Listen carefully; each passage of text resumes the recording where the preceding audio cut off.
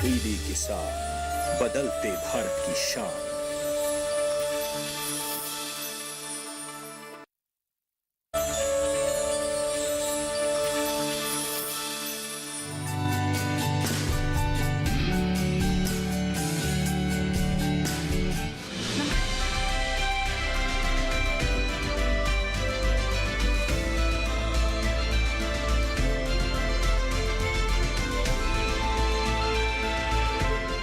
नमस्कार, आप देख रहे हैं दूरदर्शन किसान। कोविड-19 महामारी के खिलाफ लड़ाई में किसान उपयोगी जरूरी जानकारियों के साथ इस खास कार्यक्रम आत्मनिर्भर भारत में आपका स्वागत है। मैं हूं अंजू सिंह। आइए देखते हैं क्या है नया आज के कार्यक्रम में। भारत सरकार ने प्रधानमंत्री गरीब कल्याण अन्न योजना को 5 महीने के लिए और बढ़ाया। 6 राज्यों में सार्वजनिक वितरण प्रणाली के तहत चावल के फोर्टिफिकेशन और वितरण पर केंद्र द्वारा प्रायोजित योजना लागू। और प्रधानमंत्री सूक्ष्म खाद्य उद्योग उन्नयन योजना का सफलतापूर्वक 1 वर्ष हुआ पूरा। और झारखंड को हर घर जल के लिए केंद्र से 2479 करोड़ रुपए अनुदान में 4 गुना वृद्धि। और अब खबरें देखते हैं विस्तार से। भारत सरकार ने कोरोना वायरस की वजह से पैदा हुई आर्थिक व्यवधान के कारण गरीबों को हो रही कठिनाइयों को दूर करने के लिए प्रधानमंत्री गरीब कल्याण अन्न योजना की घोषणा की। इस योजना के तहत NFSA के अंतर्गत शामिल लाभार्थियों को निःशुल्क खाद्यान्न वितरित किया जा रहा है। आइए देखते से जुड़ी हमारी ये रिपोर्ट।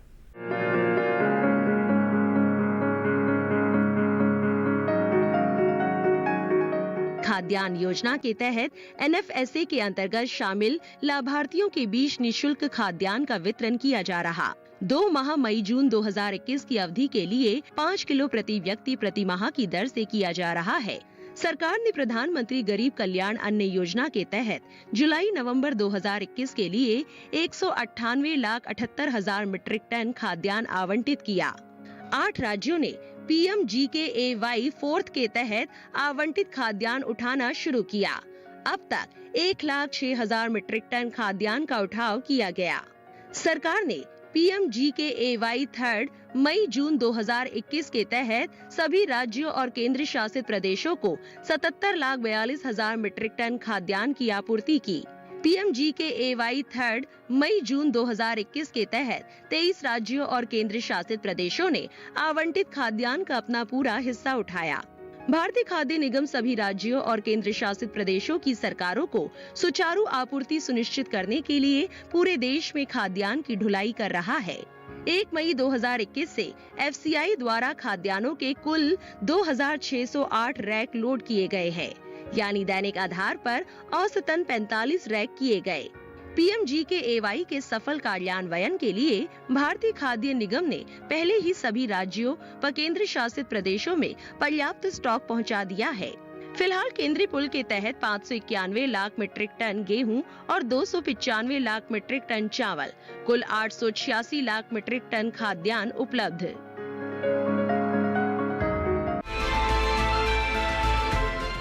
देश में अनीमिया की समस्या से निपटने और सूक्ष्म पोषक तत्वों की कमी को दूर करने के लिए सरकार ने महत्वपूर्ण कदम उठाए हैं। सार्वजनिक वितरण प्रणाली के तहत चावल के फोर्टिफिकेशन और इसके वितरण को कुछ राज्यों में लागू किया गया है।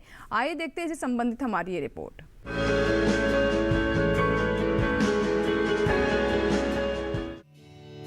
देश में एनीमिया की समस्या से निपटने और सूक्ष्म पोषक तत्वों की कमी को दूर करने के लिए सरकार ने महत्वपूर्ण कदम उठाए।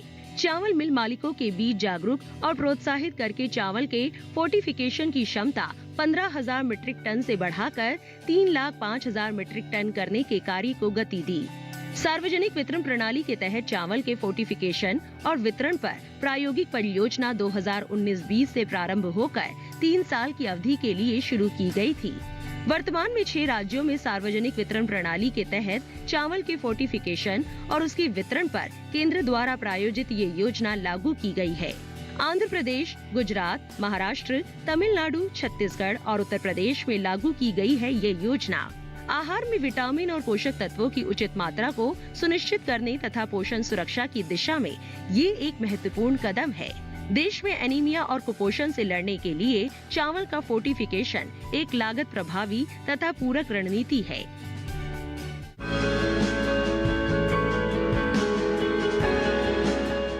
अभी वक्त हुआ एक छोटे से ब्रेक का। ब्रेक के बाद भी हमारा खास कार्यक्रम जारी रहेगा। बने रहें आप आत्मनिर्भर भारत के साथ। कोरोना वायरस के खतरे से बचते हुए फसल की कटाई, बिक्री, खरीद, नई फसल की जुताई और बुआई सुरक्षित हो सकती है अगर हम लगातार हाथों को साबुन और साफ पानी से नियमित अंतराल पर धोते रहें। नाक, मुंह को मास्क, गमछे या कपड़े से ढक कर रखें।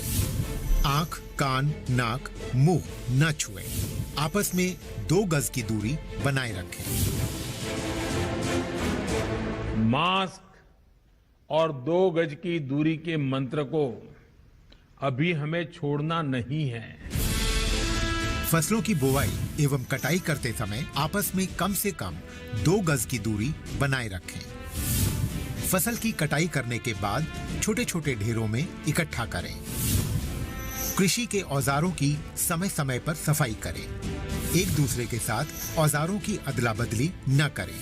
श्रमिकों के शौचालयों और हाथ धोने की जगह की ठीक से सफाई जरूरी है। बुआई, कटाई एवं मड़ाई के दौरान इस बात का ध्यान रखें कि इन स्थानों के आसपास कोई थूके नहीं।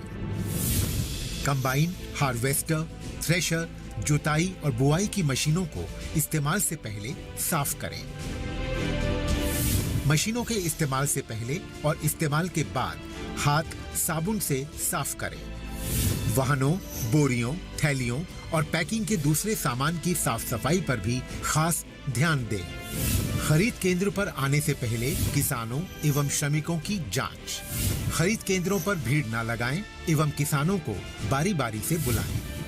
गोदामों पर खरीदी हुई फसल को लेने में शीघ्रता करें ताकि किसानों एवं श्रमिकों को रुकना ना पड़े। कोरोना के खतरे से बचाव और अधिक जानकारी के लिए आरोग्य सेतु ऐप डाउनलोड करें। देश में खाद्य सुरक्षा के ये सिपाही भोजन की निरंतर उपलब्धता को सुनिश्चित करते हैं। किसान स्वस्थ रहें तभी हम कोरोना वायरस से जीत पाएंगे, आगे बढ़ पाएंगे। किसान सबल, देश प्रबल। ब्रेक के बाद एक बार फिर आपका स्वागत है। आप देख रहे हैं हमारा विशेष कार्यक्रम आत्मनिर्भर भारत। खाद्य प्रसंस्करण उद्योग के द्वारा व्यक्तिगत सूक्ष्म उद्यमों में प्रतिस्पर्धा बढ़ाने को लेकर साथ ही इस क्षेत्र को प्रोत्साहित करने के लिए आत्मनिर्भर भारत अभियान के अंतर्गत कई योजनाएं शुरू की गई हैं। केंद्र प्रायोजित प्रधानमंत्री सूक्ष्म खाद्य उद्योग उन्नयन योजना का सफलतापूर्वक 1 साल पूरा हुआ है। आइए देखते हैं इससे जुड़ी हमारी ये रिपोर्ट।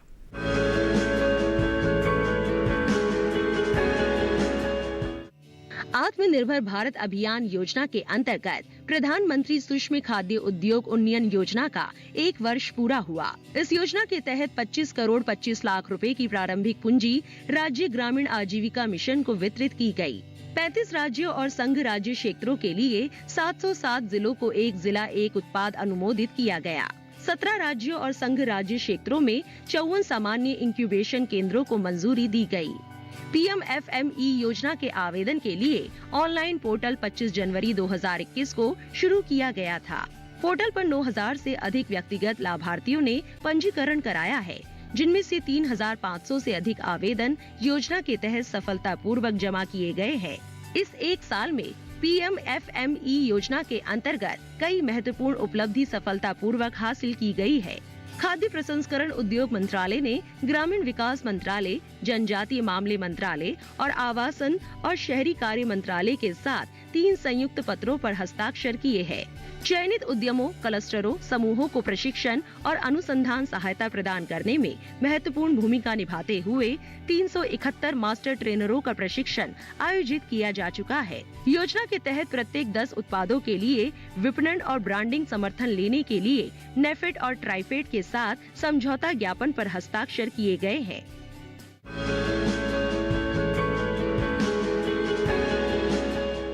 जल जीवन मिशन का लक्ष्य देश के सभी ग्रामीण घरों को 2024 तक नल के जरिए शुद्ध पेयजल उपलब्ध कराना है। जल जीवन मिशन ने पूरी निष्ठा, समर्पण और कार्यकुशलता से काम करते हुए 4.39 करोड़ नए घरों तक नल से शुद्ध जल पहुंचाया है। यानी इन 22 महीनों में 23% प्रगति हासिल की गई है। इसी अभियान के तहत केंद्र ने झारखंड को 4 गुना अनुदान राशि दी है। आइए देखते हैं पूरी रिपोर्ट।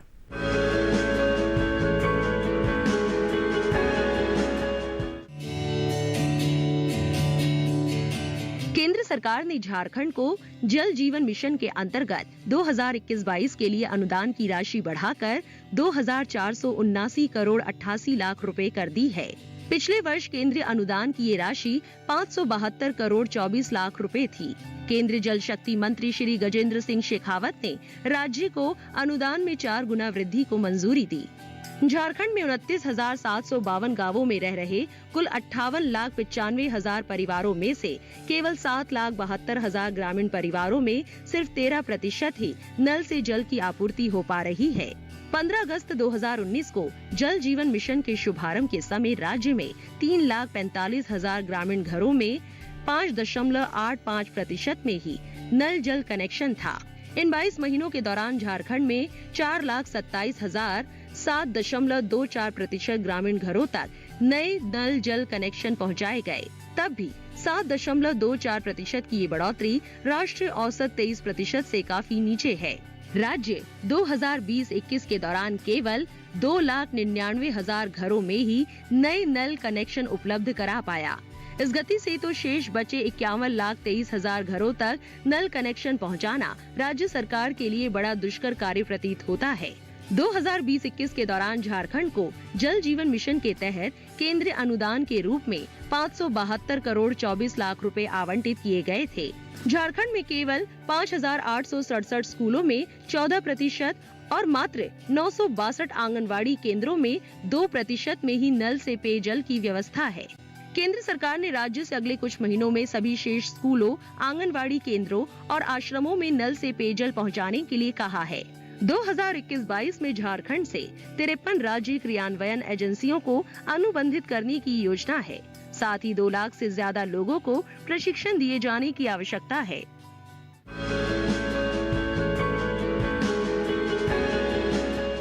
अभी समय हुआ एक और छोटी सी ब्रेक का। कहीं मत जाएगा, बने रहे हमारे साथ। छोटा सा ब्रेक।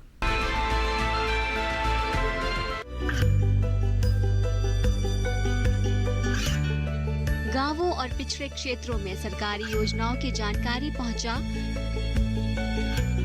देश में कौशल और क्षमता विकास कर ग्रामीणों को सामाजिक बदलाव और विकास से जोड़ने की दूरदर्शन किसान की पहल चौपाल चर्चा देखें सोमवार से शुक्रवार सुबह 9 बजे। ये कामयाबी है अन्नदाता की। ये कहानी है खेत और खलिहानों की। कैसे करें अपने पशुओं की देखभाल, जानिए गांव-गांव के किसानों का हाल। देखिए गांव किसान सोमवार से शुक्रवार दोपहर 12 बजे सिर्फ डीडी किसान पर। ब्रेक के बाद एक बार फिर आपका स्वागत है। आप देख रहे हैं हमारा विशेष कार्यक्रम आत्मनिर्भर भारत। बीते दिनों गेहूं फसल की सरकारी खरीद रिकॉर्ड स्तर पर जा रही है। रबी की मुख्य फसल गेहूं की खरीदारी पिछले साल की समान अवधि की तुलना में इस साल 11.89% अधिक हुई है। दलहन और तिलहन की भी बम्पर खरीदारी हुई है। अब तक लगभग 432.83 लाख मीट्रिक टन गेहूं खरीदा गया है। वहीं राजस्थान में गेहूं की खरीद अब तक के सबसे उच्च स्तर पर रहा। क्या रहा खास इन मामलों में, आइए देखते हैं।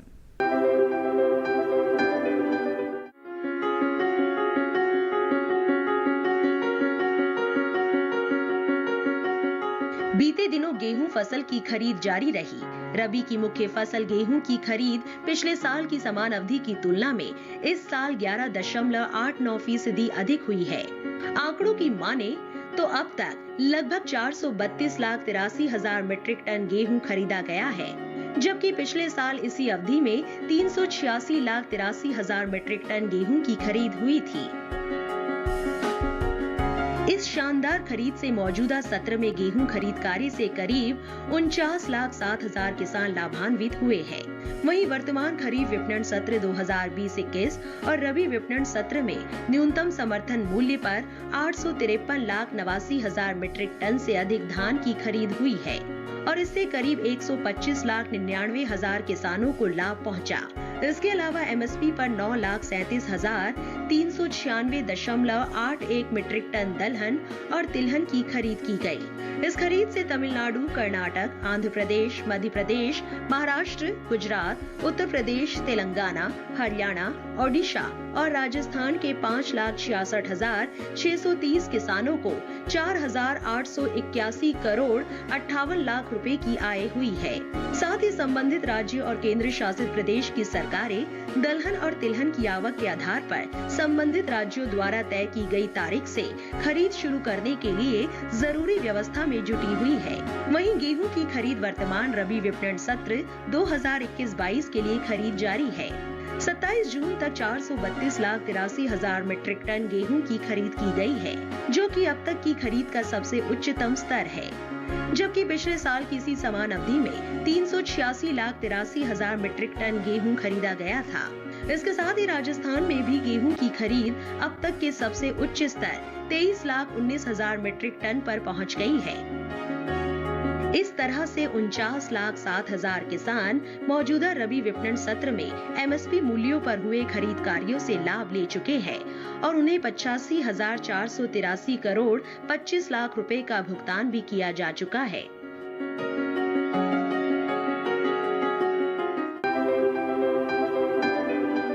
एक तरफ देश जहां कोरोना महामारी से जूझ रहा है, वहीं दूसरी तरफ मॉनसून ने भी दस्तक दे दी है। ऐसे में भारतीय कृषि अनुसंधान परिषद ने पशुपालन के लिए एडवाइजरी जारी की है। आइए जानते हैं इस एडवाइजरी के बारे में विस्तार से।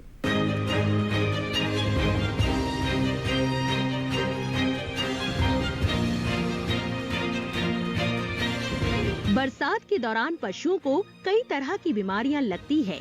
इसके लिए टीकाकरण होता है। पशु चिकित्सकों ने डोर टू डोर टीकाकरण करने की सलाह दी है। साथ ही पशुपालकों से कहा गया है कि पशुओं को नियमित रूप से खनिज मिश्रण देते रहे। खासकर दुधारू पशुओं के लिए खनिज की मात्रा 50 से 60 किलो प्रतिदिन होनी चाहिए।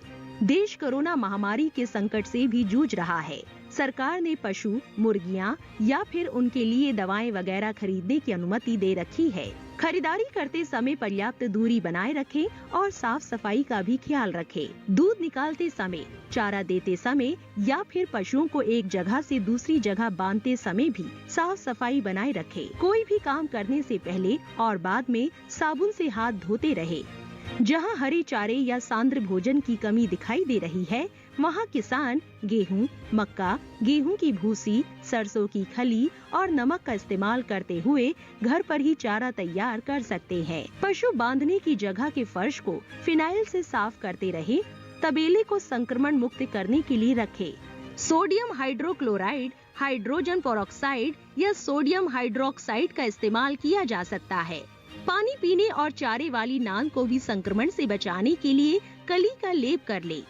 किसी भी रसायन का छिड़काव पशु के शरीर पर, उसके चारे पर या दूसरे भोजन पर ना करें। ये भी ध्यान रखें कि आपका पशु ज्यादा देर तक भूखा प्यासा ना रहे। इससे पशु कुपोषण का शिकार हो सकता है। जिन किसानों के पास स्मार्टफोन है, वो आरोग्य सेतु ऐप जरूर डाउनलोड कर ले। ये भारत सरकार का ऐप है जो कोविड-19 की निगरानी रखता है और लगातार दिशा निर्देश जारी करता रहता है।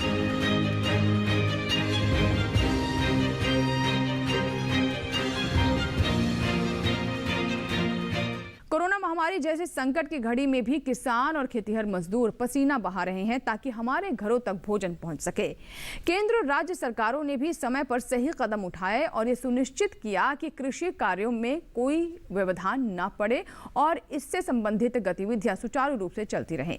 यही वजह है कि फसलों की बुआई कटाई सुनिश्चित की जा रही है। किसानों को कोरोना से बचाव में कौन कौन सी सावधानियां बरतनी है, आइए जानते हैं कि इसको लेकर आईसीआर ने कोरोना गाइडलाइंस में क्या कुछ कहा है।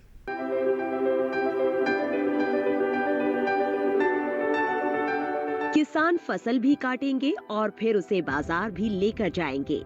ये ऐसे काम है जिन्हें कोरोना संकट के बीच भी टाला नहीं जा सकता।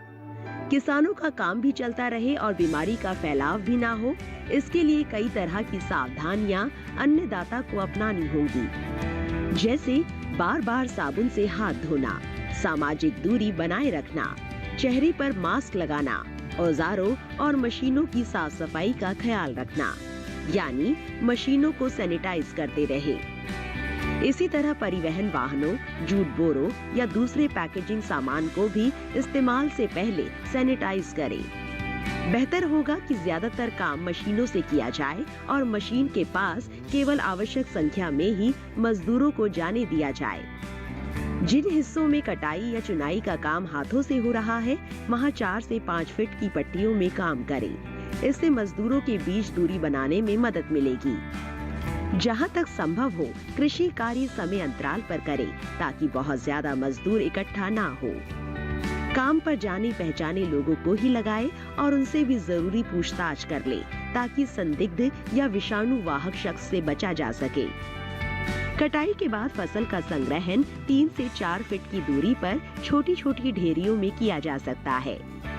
साथ ही खेत के स्तर पर प्रसंस्करण के दौरान प्रति ढेरी 1 से 2 व्यक्तियों दिया जाना चाहिए। गेहूं, मक्का और मूंगफली के लिए उपयोग में लाए जाने वाले थ्रेशर की भी उचित साफ सफाई करें। मशीनों के जिन हिस्सों को बार बार हाथ से छूने की जरूरत पड़ती हो, उन्हें साबुन से धोते रहें।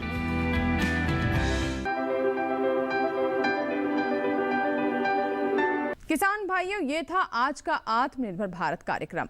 आपको बता दें कि आप हमसे YouTube के माध्यम से भी जुड़ सकते हैं। इसके लिए QR कोड स्कैन कर सकते हैं या फिर DD किसान के YouTube चैनल पर आत्मनिर्भर भारत के सभी प्रसारित कार्यक्रम दोबारा देख सकते हैं।